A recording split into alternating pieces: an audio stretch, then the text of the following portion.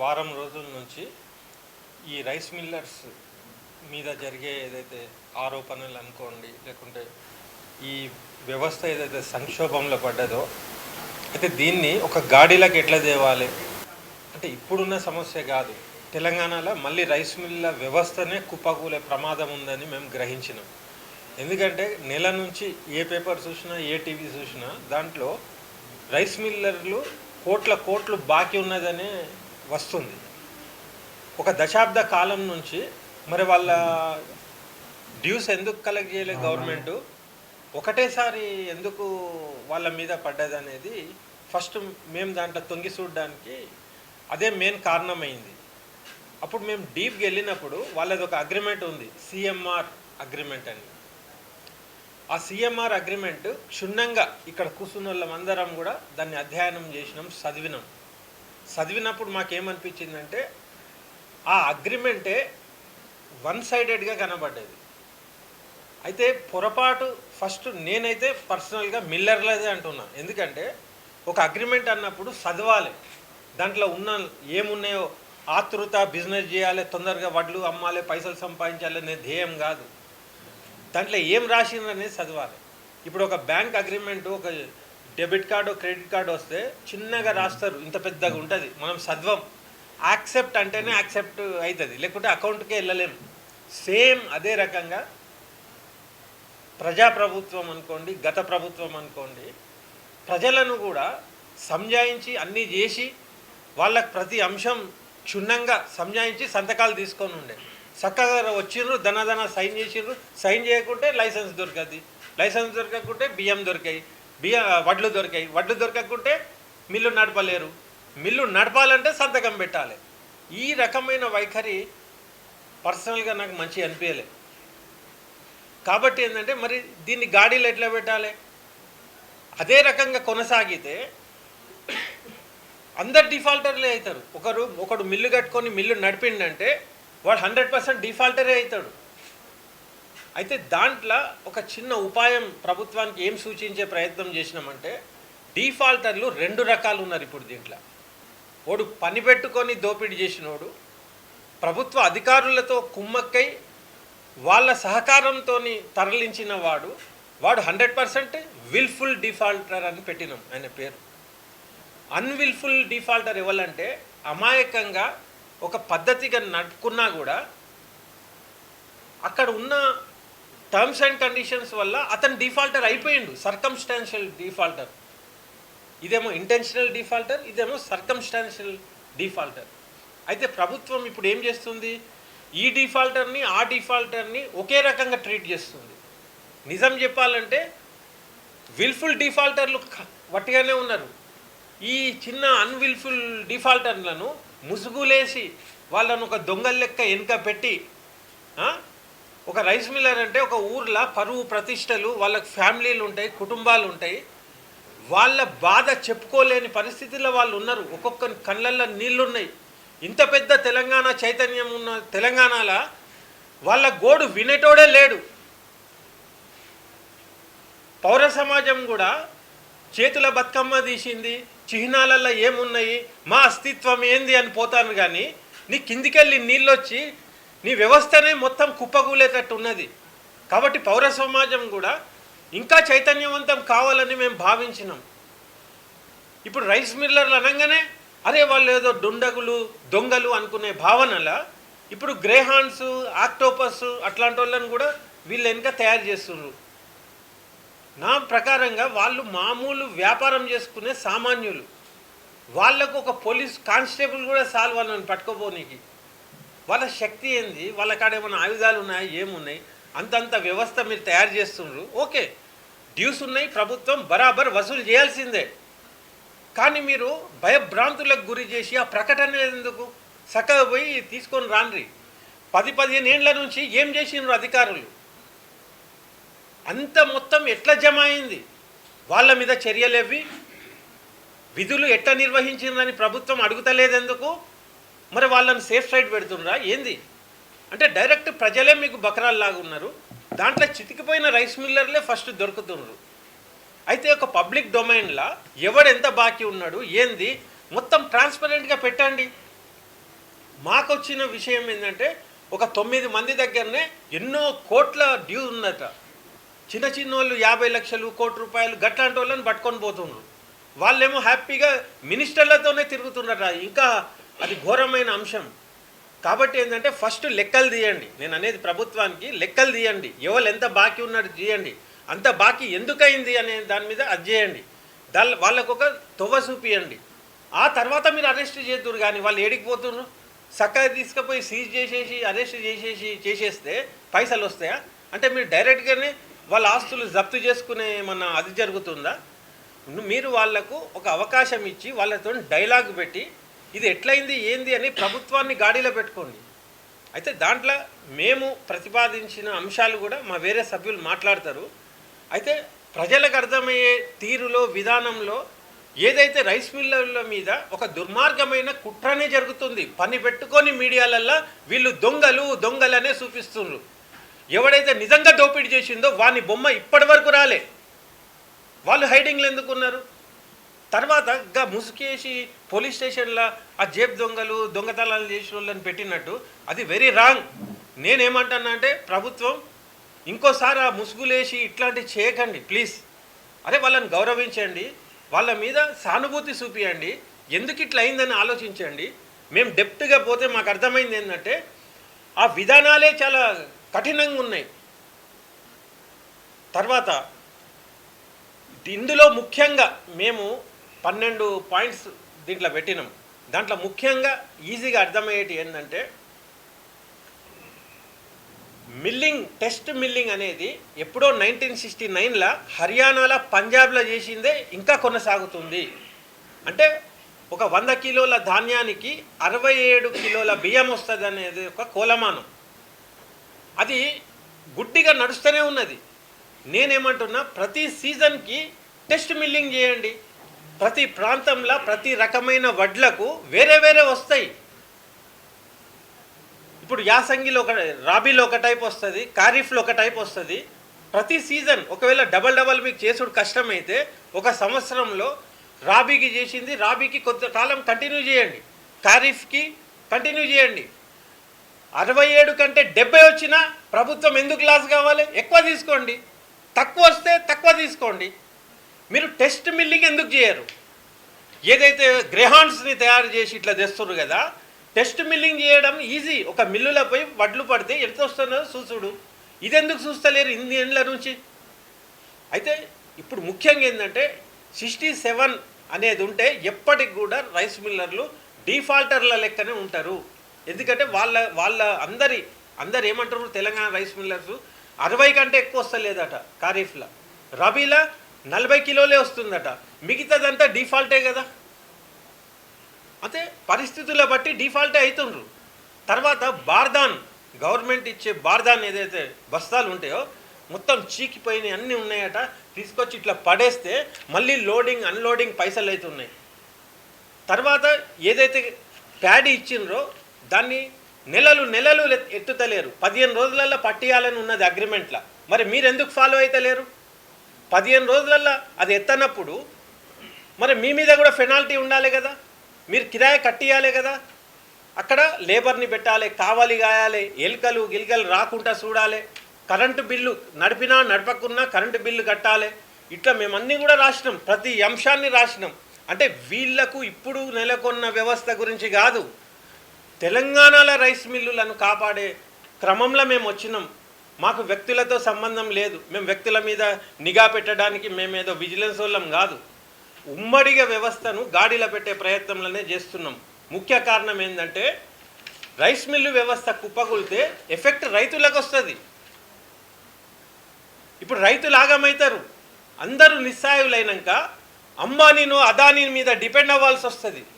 అంటే ఇది కావలసుకొని ఒక రూట్ మ్యాప్ తయారు చేస్తుండ్రా, లేకుంటే ఆటోమేటిక్గా ఆ పరిస్థితులు వస్తాయా?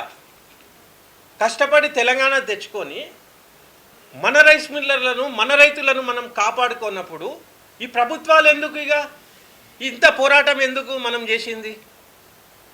తర్వాత ప్రజలను పరాయోళ్ళ లెక్క ఒక వేరే దేశంలో యుద్ధం వాతావరణం క్రియేట్ చేస్తుండ్రు. ప్రజలు మనోళ్ళే బాబు, మన అన్నదమ్ములు మనోళ్ళు, వాళ్ళు ఓట్లేస్తే మీరు గెలిచిండ్రు. గెలిచినాక వాళ్ళ మెడకాయ పట్టుకుంటారా? వాళ్ళను వేరేళ్ళ లెక్క ఎందుకు చూస్తున్నారు?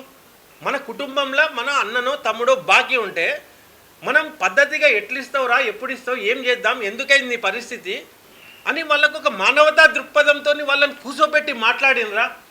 అరెస్ట్ చేయండి, డైరెక్ట్ అటాక్ ఎందుకు? వాళ్ళతో కూర్చొని డైలాగ్ చేయండి, ఎందుకు ఇట్లా వచ్చింది అన్నప్పుడు వాళ్ళ బాధలు వాళ్ళు చెప్తారు. ఈ 67 అనేది ఏదైతే పెట్టినరో అది దుర్మార్గమైన విధి విధానం. తర్వాత ప్రతి సీజన్ లెక్కలు చేసుకొని వీళ్ళు ఎంత బాకీ ఉన్నారు, ఎంత ప్యాడీ వచ్చింది, ఎన్ని రైస్ వచ్చినాయి, ఎంత ఉన్నది అనేది ప్రతి సీజన్లో లెక్కలు సాఫ్ ఉండాలి. 10-15 ఏండ్లు లెక్క సాఫ్ ఎందుకు లేదు? ఇయ్యాలు వచ్చిండ్రు మీరు, ఏమైంది ఏమైంది ఏమైందని. ఇది ఎవరి పొరపాటు? నిఘా వర్గాలు, అక్కడ ఉన్న విజిలెన్సు, సివిల్ సప్లై వాళ్ళు, వాళ్ళ డ్యూటీ, వాళ్ళు ఇన్నేళ్ళు జీతాలు తీసుకొని మరి లెక్కలు ఎందుకు సాఫ్ లేవు? ఒక సీజన్ అయినాక అది క్లియర్ అయినాక ఇంకో సీజన్ వడ్లు ఇవ్వాలి. చక్కగా తీసుకుపోయి ముక్కిపోయిన వడ్లు ఎవి ఉంటే అవి వాళ్ళ నెత్తిన పెట్టేసిండ్రు. తర్వాత దాంట్లో అగ్రిమెంట్లో రాసి ఉన్నది కూడా, ఈడి నుంచి తీసుకుపోయినాక ఏమైనా వీళ్ళే బాధ్యులట. బియ్యం తీసుకునేటప్పుడేమో భూతద్దాలు పెట్టి ఎట్లెట్లా తీసుకుంటారో వడ్లు ఇచ్చేటప్పుడు కూడా అట్లనే ఇవ్వాలి కదా. క్వాలిటీని బట్టి రేట్ ఉండాలి, లేకుంటే ఏమన్నా పద్ధతి ఉండాలి. కాబట్టి ఫస్ట్ పాయింట్, ఆ 67% అనేది టెస్ట్ మిల్లింగ్ చేయాలి, ప్రతి సీజన్ చేయాలి. ఎందుకంటే ప్రతిసారి వాతావరణాన్ని బట్టి మారుతూ ఉంటుంది. అప్పుడప్పుడు ఎక్కువ వస్తే గవర్నమెంట్కే లాభం, అది ఎందుకు చేయరు? అది చేయాలి. సెకండ్, ప్రతి సీజన్ అకౌంట్స్ సాఫ్ ఉండాలి, ప్రతిదీ నెట్లో పెట్టాలి. ఇప్పుడు ఇవాళ మీరు చెప్తే మేము వింటున్నాం, మేము ప్రతి పౌరుడు కూడా ఆన్ చేస్తే ఎవడెంత డిఫాల్టర్ ఉన్నది అనేది మీరు ఓపెన్ పోర్టల్లో పెట్టండి, మీ వెబ్సైట్లో పెట్టండి. అప్పుడు ఎవడెవడ ఎంత బాకీ ఉన్నాడు, ఎన్నెన్ని బాకీ ఉన్నది అని, ఎక్కువ బాకీ ఉన్న కాడ నుంచి కింది దాకా రాన్రి. అయితే ముఖ్యమంత్రికి నేను ఈ వేదిక మీద నుంచి అభినందనలు చెప్తున్నా. మేము ఫస్ట్ ప్రెస్ కాన్ఫరెన్స్ మీ అందరి సమక్షంలో మీరు సాక్షులు, మేము పెట్టినప్పుడు నెక్స్ట్ డేనే ఆయన రివ్యూ మీటింగ్ పెట్టిండు. ఒకటేసారి ఏమన్నాడంటే, ఎక్కువ మొత్తంలో ఉన్నోళ్ళని ఫస్ట్ పట్టుండ్రి, చిన్న మొత్తంలో ఉన్నోళ్లకు ఒక సబ్ కమిటీ వేసిండు. ఆయన వేసి వాళ్ళకు ఒక వెసులుబాటు కల్పియండి అని చెప్పిండు, మాటకు చెప్పిండు. మరి అది ఎంతవరకు అమలు అవుతుంది అది కూడా చూడాలి. తర్వాత ఏంటంటే, ముఖ్యమంత్రి గారికి నేను ప్రత్యేకంగా ఏమంటున్నా అంటే, వాళ్ళను ఒక దుండగులు, దొంగలు అట్లా చూపించకండి. ఇండస్ట్రియల్ రెవల్యూషన్ నెహ్రూ గారి ఆధ్వర్యంలో నాగార్జున సాగర్లు, పెద్ద పెద్ద డ్యాములు, ఒక ఇండస్ట్రీస్ రెవల్యూషన్ వచ్చింది. అంత రెవల్యూషన్ తెచ్చిన వాళ్ళు మీరు ఒక ఇండస్ట్రియలిస్ట్ని, వ్యాపారస్తులను బూచిగా చూపించి వాళ్ళు బేకారుగాలంటే అసలు ఇండస్ట్రీలో ఎందుకు? మరి అప్పుడు ఫారెన్ పోయి ఇండస్ట్రీలు ఎందుకు తెస్తున్నాం? మనం ఉపాధి కల్పన కోసం తెస్తున్నాం అంటున్నారు, ఇక్కడ అవకాశాలు దొరకాలంటున్నారు. అరే ఉన్న ఇండస్ట్రీలను గాడిలో పెట్టే పరిస్థితి కదా ఇప్పుడు. ఇది మన భూమిపుత్రుల ఇండస్ట్రీ కదా, దీన్ని ఫస్ట్ కాపాడాలి. కాబట్టి ఏంటంటే, ఇక్కడ ఆల్రెడీ ఉపాధి ఉన్నది వీళ్ళకు, డైరెక్ట్గానో ఇండైరెక్ట్గానో. రైస్ మిల్ అంటేనే అటు ట్రాన్స్పోర్టేషన్, ఇటు రీటైల్, హోల్సేల్, తర్వాత పనిచేసేటోళ్ళు, రైతులు, రైతు కార్మికులు అందరు కూడా ఆధారపడి ఉంటారు. ఫర్ ఎగ్జాంపుల్, వీళ్ళు నిస్సహాయులు అయిపోయి రైస్ మిల్లులు బంద్ అని పిలిపించారు అనుకో, అప్పుడు ఏడ పెడతారు వడ్లు? ఎక్కడ ఇస్తారు వడ్లు? వాళ్ళు నిస్సహాయులు అయిపోయినాక 100% బంద్కు పిలుపు మేమే ఇస్తాం ఒక టైం వస్తే. కానీ ప్రభుత్వాన్ని ఇరకాటంలో పెట్టుడు ధర్మం కాదు కదా. వ్యవస్థను గాడిలో పెట్టుడు పౌర సమాజం పని ఉండాలి, కానీ ప్రభుత్వాన్ని ఇబ్బంది పెట్టుడు కాదు, వీళ్ళని ఇబ్బంది పెట్టుడు కాదు. మేము ఎట్లయితే ఆలోచిస్తున్నామో ప్రభుత్వం కూడా వీళ్ళ పక్షాన సేమ్ ఆలోచించాలి అని నేను విజ్ఞప్తి చేస్తున్నాం. ఇమీడియట్గా ఉత్తమ్ కుమార్ రెడ్డి గారు, రేవంత్ రెడ్డి గారు రివ్యూ చేసినట్టే ఈ రైస్ మిల్లర్ల ప్రతినిధులను పిలిచి వాళ్ళదే అడగండి. సివిల్ సప్లై ఆఫీసర్లను కాదు. ఆఫీసర్లు మరి వాళ్ళ ప్రోద్బలంతోనో ఎన్నెన్నో తరలించి ఉండొచ్చు. ఒక పెద్ద నేను డిఫాల్టర్లు 2 రకాలు అన్నా కదా, విల్ఫుల్ డిఫాల్టర్లు అధికారుల అండ లేకుండా చేయలేరు. వాళ్ళ మీద కంపల్సరీ చర్య తీసుకోవాలి.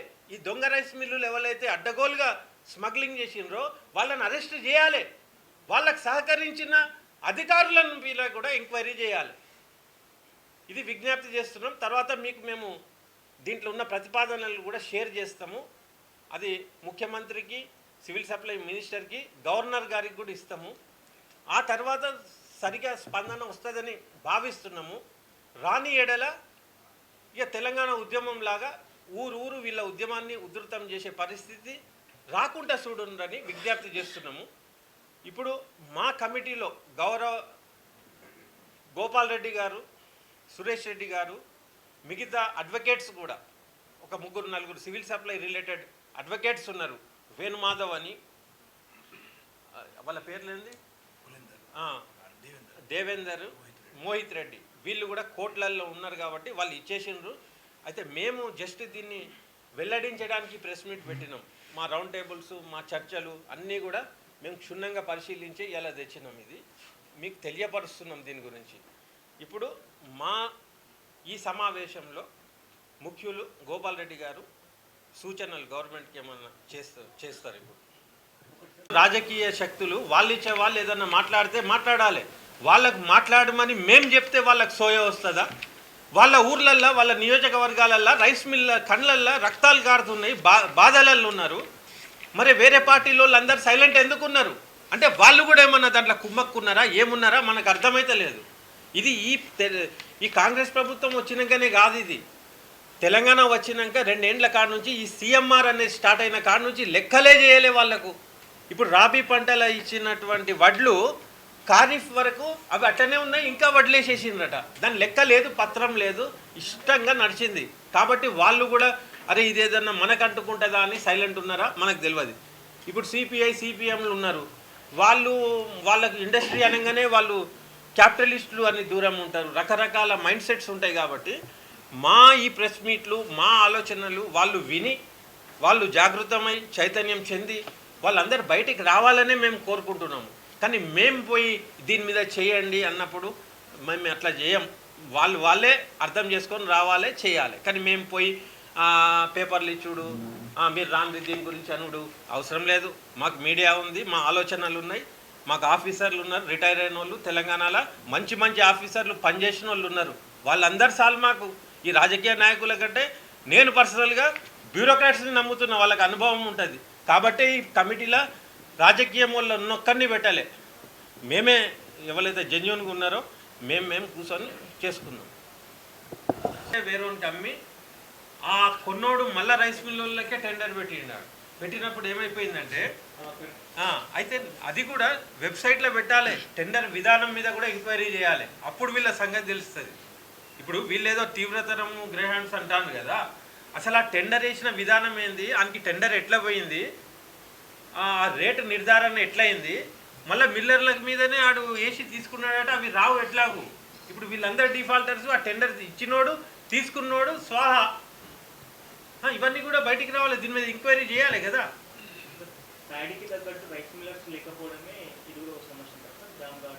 కాదు, గవర్నమెంట్ దగ్గర గోదామ్స్ లేకపోవడం వల్ల, వాళ్ళ విధి నిర్వహణ సరిగా లేకపోవడం వల్ల యాక్చువల్లీ గవర్నమెంట్ ఏం చేయాలి, పెద్ద పెద్ద గోడామ్స్ పెట్టుకొని ఎప్పుడు బియ్యం కావాలనో అప్పుడు పంపాలి. తీసుకుపోయి వాళ్ళ నెత్తిన పెట్టేసి మొత్తం అవసరం కంటే ఎక్కువ. ఇప్పుడు రాజకీయ నాయకుల భాషలో చెప్పాలంటే వాళ్ళ అయ్యా జాగీర్ అనుకున్నారు మిల్లులన్నీ. ఎవరి జాగీర్ వాంది ఉంటుంది, బలవంతాన ఏంది ఇది. ఇప్పుడు ఈ హోటల్ వాడు ఉన్నాడు, మనం ఈడ కూర్చున్నాం, ఇష్టం వచ్చినట్టు అందరు వచ్చేసేస్తే వాడు ఏం చేయగలుగుతాడు చెప్పు. ఇప్పుడు వాళ్ళది అదే పరిస్థితి. బేసికలీ సరి అయిన సమయంలో ధాన్యం ఇవ్వడము, లిఫ్ట్ చేయడం. ఎక్కడైతే స్టోరేజ్ చేస్తే అక్కడ ధాన్యం నష్టపోతుంది, ఎలుకలు కానీ లేకపోతే దానికి కలర్ రావడం కానీ, ఎక్కువ కాలం ఉపయోగించుకుంటూ పెడితే నష్టపోతుంది, ప్రభుత్వమైనా నష్టపోతుంది ఒకవేళ మిల్లర్ని తీసుకున్నది. వాళ్ళ కెపాసిటీ ఎంత అవసరము, ఎక్కడ పెట్టాలనేది ఒక విధానం ఉండాలండి, అంచెలంచెల విధానం అవసరం.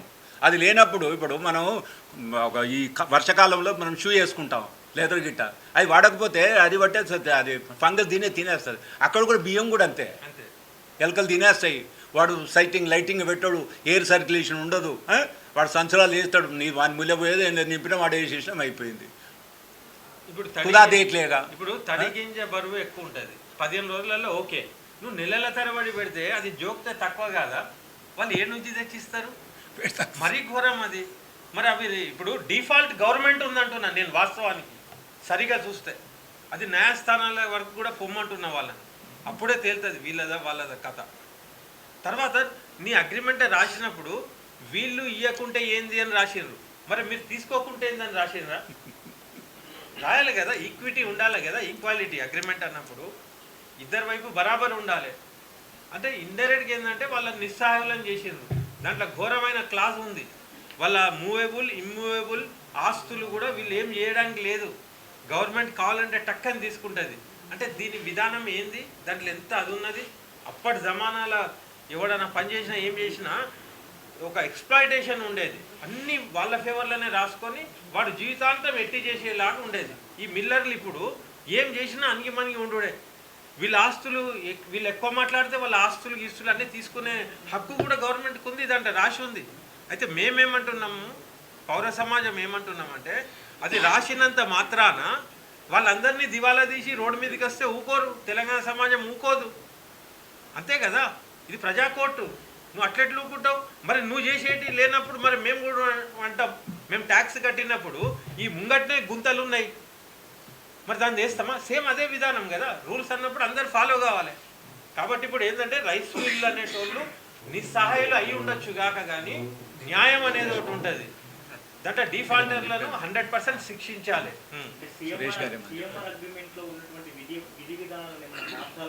మార్చాలనే ఇదంతా కూడా ఏకపక్ష అగ్రిమెంట్స్ ఉన్నాయి. ఏదన్నా ఉండదు కానీ సరిదిద్దాలి. అయితేనే అంటే ఎవరేమి మహాత్మా గాంధీలు ఎవరు లేరు కాబట్టి ఆ యొక్క సమస్యలను సాల్వ్ చేయాల్సిన బాధ్యత వీళ్ళపైన ఉంది, ప్రభుత్వం పైన ఉంది. కలిసి చేయాలి. అంటే తప్పు మిల్లర్లదే కాదు, ప్రభుత్వ కేర్లెస్నెస్లో కూడా ఉంది, వాళ్ళ జాప్యం వల్ల కూడా. దాన్ని డేటాని సేకరించి అది ఆన్లైన్లో పెట్టండి. పెట్టినాక ఎవడు ఎంత ఇవ్వాలి ఎట్లు ఇవ్వాలి అనేది ఒక విధి విధానాలు పెట్టండి. అప్పుడు మీరు అక్కడికి వెళ్ళండి. వాళ్ళు కట్టకుంటే మీరు లెక్కలే తేల్చలే, గుడ్డికి వెళ్ళిపోయి బస్తాలు చూసి ఇట్లా రాసేసి ఇది కట్టాలంటున్నారట, లేకుంటే కేసేస్తున్నారు, లేకుంటే కట్టమంటున్నారు. ఇజ్జత్ ఉన్నోడు ఏం చేస్తుండు, అప్పో సొప్పో తెచ్చి ఊర్లో బద్నాం అవుతామని వాడు బాకీ ఉన్నాడా లేడా కూడా తెలియదు. భయభ్రాంతులకు గురి చేయడం వల్ల వాడు ఏదో ఇష్టం వచ్చిన అమౌంట్ వేస్తే ఇష్టం వచ్చిన చెక్కులు ఇస్తుండ్రు. పైసలు లేనోడు ముసుగులు వేసుకొని జైలుకు పోతుండ్రు. అయితే ఫస్ట్ ప్రభుత్వం ఎవరికి ఎంత రావాలనే డేటా ఆన్లైన్లో పెట్టుండ్రి. ఎవరైతే ఎక్కువ మొత్తంలో ఇచ్చుడున్నదో అక్కడి నుంచి మొదలు పెట్టండి తీసుకున్నాడు. ఇప్పుడు ఒకడు 20 కోట్లు బాకీ ఉన్నాడు అనుకో, ఇంకోటి 50 లక్షలు బాకీ ఉన్నాడు అనుకో. 20 కోట్లు వెనుక పడితే మీకు ఎక్కువ పైసలు వస్తాయి, కానీ ఈ 50 లక్షల వెనుక ఎందుకు పోతారు? హరాస్మెంట్. కాబట్టి ఆన్లైన్లోనే పెట్టుండ్రి. వాళ్ళు ఆన్లైన్లోనే కట్టుకునే వెసులుబాటు కూడా ఇవ్వండి. వాళ్ళ ఊర్లలో పోలీసులు వచ్చి గ్రేహౌండ్లు వచ్చి ఇజ్జత్ పోయి ఈ పరిశాన్ ఎందుకు? మీరు వాళ్ళకు ఒక కరెక్ట్ టైం కూడా ఇవ్వండి. ఇప్పుడు సిఎంఆర్ అగ్రిమెంట్లో ఏమేమి చేయాలనేది మేము రాసినాం, అది చదువుండ్రు ఒకసారి. కమిషనర్ కాడ నుంచి ప్రభుత్వ యంత్రాంగం మొత్తం కూడా మీ పని మేము చేసి పెట్టినాం. మీకు అల్కగా ఈ ఇండస్ట్రీని గాడిలో ఎట్లా పెట్టాలనేది మేము చూపిస్తున్నాం. ఇప్పుడు జస్ట్ మీ పని ఏమున్నది? చదవడమే. దాంట్లో ఏ ఒక్క పాయింట్ కూడా ఏమన్నా రాంగ్ ఉంటే నిలదీయండి, మేము వస్తాం.